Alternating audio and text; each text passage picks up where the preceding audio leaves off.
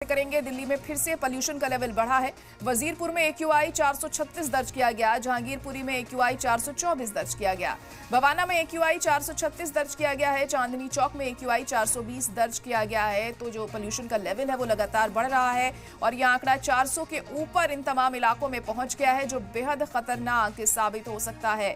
तो दिल्ली में एक बार फिर AQI का लेवल बढ़ता हुआ दिखाई दे रहा है और जैसे जैसे दिन बीत रहे हैं इसमें और ज्यादा इजाफा हमें देखने को मिल रहा है। वजीरपुर में AQI 436 दर्ज किया गया, जहांगीरपुरी में 424 दर्ज किया गया है, वहीं बवाना में AQI 436 देखने को मिला है। चांदनी चौक में ये AQI 420 दर्ज किया गया है।